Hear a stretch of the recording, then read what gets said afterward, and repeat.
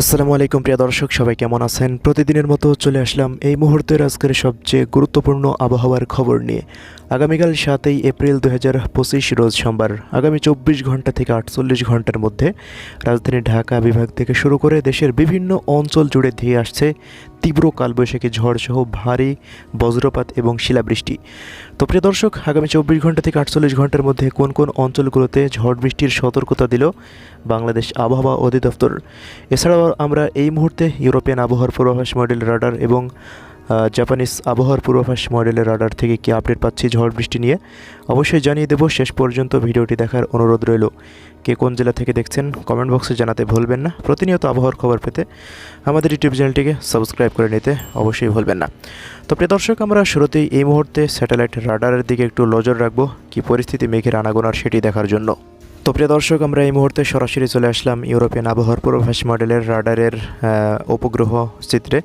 তো সেখান থেকে দেখতে পাচ্ছি আমরা ভারতের পশ্চিমবঙ্গের দিক থেকে একটি শক্তিশালী বজ্রবাহী মেঘ তৈরি হয় আজ বিকালে, যেটি পরবর্তী সময়ে রাজশাহী বিভাগ হতে দেখতে পাচ্ছি আমরা এদিকে ময়মনসিংহ এবং ঢাকা বিভাগ এবং খুলনা বিভাগেরও কুষ্টিয়া, মেহেরপুর, চুয়াডাঙ্গা, ঝিনাইদহ এই সমস্ত জেলার আকাশগুলো কিন্তু এই মুহূর্তে মেঘলা থেকে মেঘাচ্ছন্ন হয়ে রয়েছে। সন্ধ্যার পর থেকে রাজশাহী বিভাগের বেশিরভাগ জেলাতেই রাজশাহী, পাবনা, নাটোর, চাঁপাইনবাবগঞ্জের আশেপাশ এবং সিরাজগঞ্জ থেকে শুরু করে এদিকে আপনার ময়মনসিংহ জেলার বিভিন্ন জায়গায় কিন্তু ব্যাপক ঝড় বৃষ্টি হতে দেখা গেছে। তো এই বজ্রবাহী মেঘগুলো আরও শক্তিশালী হয়ে কিন্তু আজকে রাতের মধ্যে ঢাকা বিভাগেরও বিভিন্ন অঞ্চলে কিন্তু ব্যাপক বৃষ্টিপাত ঘটাতে পারে। খুলনা বিভাগেরও বিভিন্ন অঞ্চল জুড়ে বৃষ্টিপাতের সতর্কতা এবং চট্টগ্রাম বিভাগেরও দু এক অঞ্চলে কিন্তু বিচ্ছিন্নভাবে বৃষ্টিপাতের কিন্তু সতর্কতা দেখা যাচ্ছে। সিলেট বিভাগেরও 4 জেলাতেই হালকা মাঝারি বৃষ্টিপাত হতে পারে আজ রাতের মধ্যে। তো দর্শক, এই ছিল রাতের পরিস্থিতি। আমরা সরাসরি চলে আসলাম সোমবারের আপডেটে। তো সোমবারে সকালের পর থেকে এদিকে কুষ্টিয়া, মেহেরপুর, চুয়াডাঙ্গা, ঝিনাইদহ, আলমডাঙ্গা, এরপর যশোর, লোহাগাড়া, মাগুড়া থেকে শুরু করে এদিকে খুলনা, সাতক্ষীরা, শ্যামনগর, এদিকে বরিশাল বিভাগের বরিশাল, পিরোজপুর, বরগুনা, মঠবাড়িয়া থেকে শুরু করে এদিকে দেখুন সেনভাগ, কুমিল্লা, এদিকে ব্রাহ্মণবাড়িয়া পর্যন্ত দেশের অধিকাংশ জেলার আকাশ অস্থায়ীভাবে আংশিক মেঘলা থেকে মেঘাচ্ছন্ন হয়ে থাকার সম্ভাবনা কিন্তু এই মুহূর্তে রাডারে দেখা যাচ্ছে। পাশাপাশি প্রিয় দর্শক দেখুন এদিকে রংপুর বিভাগেরও বেশিরভাগ জেলা জুড়েই কিন্তু আমরা আকাশ সকালে মেঘলা থেকে মেঘাচ্ছন্ন দেখতে পারি। রংপুর বিভাগের দু এক স্থানে বিচ্ছিন্নভাবে বৃষ্টিপাতেরও সতর্কতা থাকতে পারে সকাল 10টার মধ্যে। রংপুর শহরের আশেপাশ দিয়ে কিছুটা বৃষ্টিপাতের সম্ভাবনা কিন্তু আমরা এই মুহূর্তে দেখতে পাচ্ছি। তবে ময়মনসিংহ এবং সিলেট বিভাগের আকাশ পরিষ্কার থাকছে, ঢাকা বিভাগের আকাশ অস্থায়ীভাবে আংশিক মেঘলা থাকছে। আমরা যদি সকাল 10টার পরে আর পরবর্তী সময়ের দিকে চলে যাই, তো দেখুন প্রিয় দর্শক, ময়মনসিংহ বিভাগের আশেপাশ দিয়ে কিন্তু এদিকে টাঙ্গাইল, বাংশাইল, কালীহাটি এবং সিরাজগঞ্জ, বালুখা এই অঞ্চলগুলোতে কিন্তু আকাশ ব্যাপক মেঘলা থেকে মেঘাচ্ছন্ন হয়ে থাকতে পারে। চট্টগ্রাম বিভাগেরও অধিকাংশ জেলার আকাশ কিন্তু মেঘলা থেকে মেঘাচ্ছন্ন থাকতে পারে কক্সবাজার জেলা পর্যন্ত। তো তেমন বৃষ্টিপাতের সম্ভাবনা কিন্তু দিনের মধ্যে দেখা যাচ্ছে না। তবে বিকেলের পর থেকে কালবৈশাখীর মেঘ তৈরি হতে পারে কুমিল্লা জেলার আশেপাশ দিয়ে।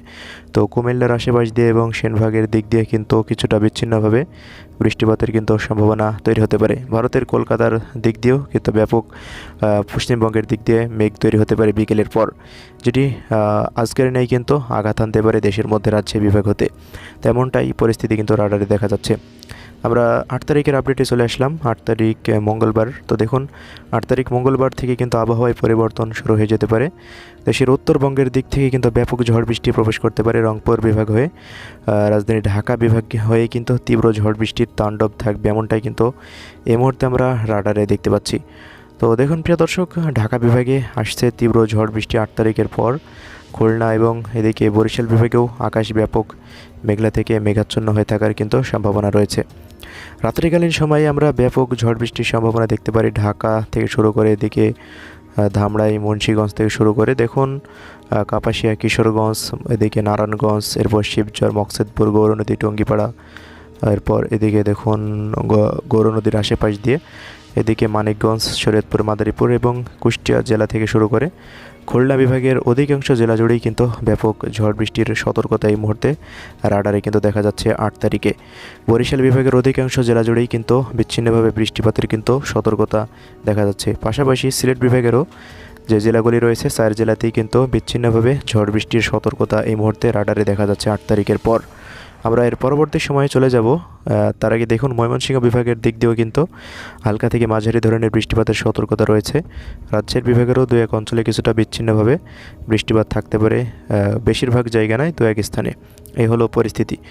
তো আমরা পরবর্তী সময়ের দিকে যাব। তার আগে দেখুন এদিকে চরখাই, কুতুবদিয়া, বাঁশখালী, এরপর এদিকে রাওয়ানছড়ি, বিলাইছড়ি, রাজস্থলী, লংগদু এই অঞ্চলগুলোতেও কিছুটা বিচ্ছিন্নভাবে বৃষ্টিপাতের সম্ভাবনা 8 তারিখে দেখা যাচ্ছে চট্টগ্রাম বিভাগের এই অঞ্চলগুলোতে।